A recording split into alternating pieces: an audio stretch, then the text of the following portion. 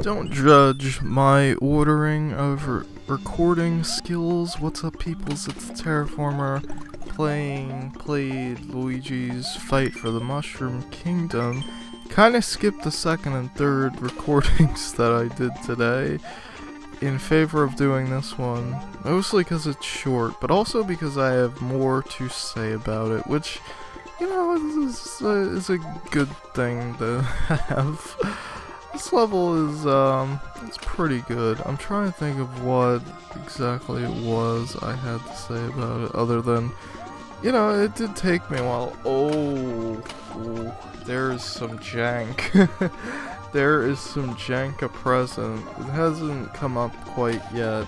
Actually, it appeared first in other levels, but luckily only got me once, and it was kind of almost something that could be considered not not completely jank, and possibly my own fault or something. If you go down that hole, that's where the secret warp thing is. It's pretty neat. I don't know where that downward path goes. I never took it. There's a bunch of doors that are locked up. I don't know why.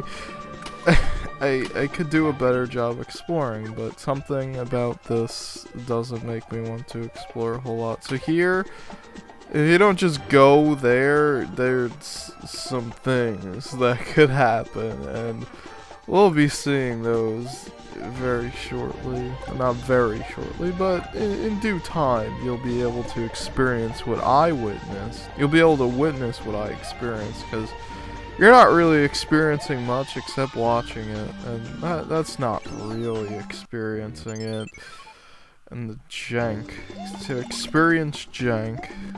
Jank is like fine boxed wine. It just I don't know. Is that like almost a joke? I don't know. Close enough, sure. So this part could get a little hairy, but luckily it never did. I only died one time in that whole section, and I don't remember what it was, but it was very soon into the level, so that's pretty neat. Oh, it was one of those bubbles dropped on my head. Oh no, spoilers! I shouldn't say that because you'll see it eventually, but you know, it happened. So yeah, we got those guys, and sometimes they'll just be, you know, they blend in really well with the level. Also, I didn't realize that these were dry bones, because looking at them, why would you think that's a dry bones? I don't know. So that's a little unclear. I'm not really sure what's up with some of the Goombas, though. They just kind of do weird things, as we'll be seeing shortly in the next level. Yeah, that's where you drop. That's the hole that you drop into, and that was terrifying. I find it interesting that these levels before the bosses just go to a door and then a boss, which, did you look at the title? It said boss. So, yeah, like, it kind of is a touch. Like, I want to say it's a neat touch, but I don't know. It's kind of telling you that the boss is technically part of the level, but didn't want to make the level too ridiculously hard because midpoint issue. So that's nice of you. This boss, I don't like this boss.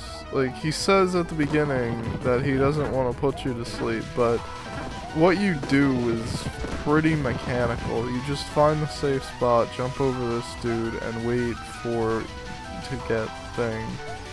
And there's a little bit of, like, it's not RNG, but it feels like it, because you have so many things generating stuff to keep an internal timer. And actually, sometimes they just don't spawn anything. The bomb spawners are kind of dangerous. And here, I don't know why I got hurt so much by that guy on the scroll of the screen. Like, it kind of feels awkward to jump over him and on top of him when he comes along the screen. And then, like, pretty much every time I got here, I didn't last too long. It's just it just kind of happens, and I don't really like how, you know, you get that far in, and granted it's not that hard, and you get the 2 power-ups, and with the 2 power-ups you can make your way places eventually, but then you get to that last part, and it just kind of throws stuff at you, because there really is no perma-safe spot as the other ones were, because he's on the move, where are you? And he doesn't stay still sometimes. Sometimes he just goes, and sometimes he does not. And for some reason, this door was broken. Like, it looked like it was like a little bit, like a pixel above the floor, and I was terrified. I was like, I am gonna have to stop playing this hack. And also, remember how it said boss? It said boss on the world map. Boss. And this kind of hasn't happened before, where there's just a level. You look at my lives, they're at 0. And yeah, like, I was not gonna refight the boss. So luckily I did it on this try, and ooh, there is something I have strong dislike about. Well, first of all, it gives you a bunch of power-ups, and it's kind of dumb because none of them matter except the boot. That's the only thing that matters, because if you lose the boot, you die. And, you know, that's stuff.